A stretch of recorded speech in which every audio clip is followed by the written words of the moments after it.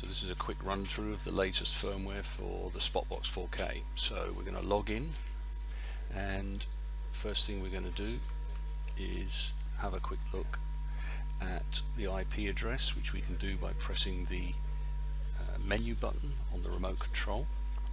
This will tell you what the IP address of the system is. And we're going to add a camera by searching. You can see we've found a number of ONVIF cameras. What we're going to do is put in the username and password for this camera, and then we're going to click the add button. Now the camera appears at the bottom, and we can query that camera. And what this is doing is asking the camera for its profile list. Hopefully we'll get at least 2 profiles showing up. Here we have the main stream 1080p and a substream, which is a 640 stream. If we click save and then go to cameras, this camera now appears in the camera list. So let's query and find a second ONVIF camera. This time we're going to use this particular camera, the 185, type in its username and password and click add.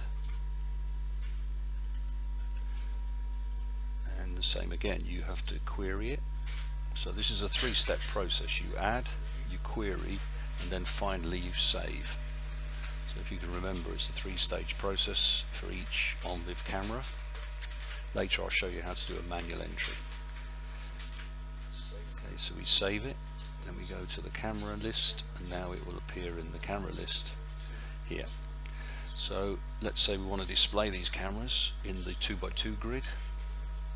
Put them in position 1 and position 2 and click apply. And there you have the 2 cameras side by side, position 1 on the left and position 2 on the right.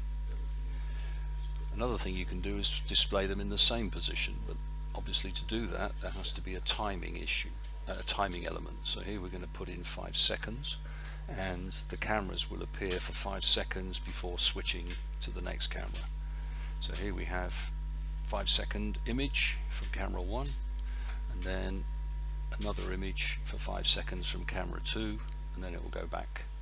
And you can do this with pretty much all of the cameras, so you could display all 32 of them if you wanted to. So now what I'm going to do is put all the cameras in position 1 for camera 1 and position 2 for camera 2. Oops, slight error there. Position 2, take out the timing because we don't need that anymore, make that 0.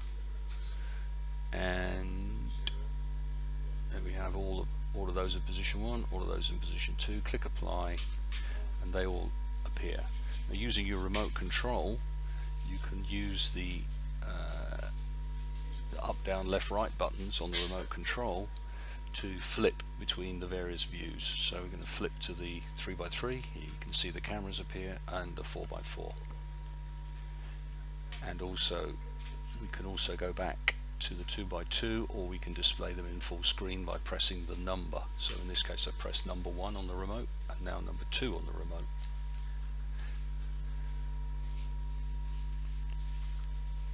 And then all you need to do is press the exit button on the remote control to go back to your last multi-view. I'm just going to put that back into 2x2 mode now.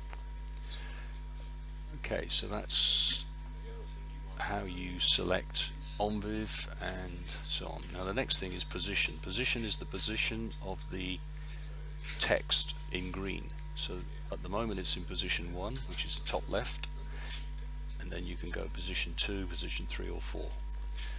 So I'm just going to select that.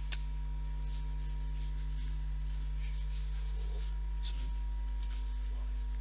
what you'll find is it moves to the bottom right hand corner, so it goes across the screen and then starts again and across the screen.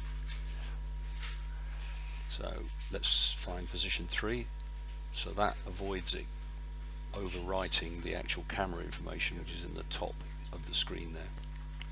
So our OSD is in green, so let's put that back in position 1, click apply. Now you may want to make the text bigger, so that font is quite small. So if you go into display, here you have 3 different font sizes you can choose.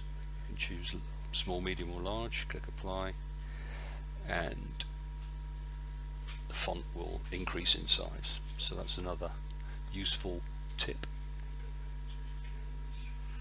Okay,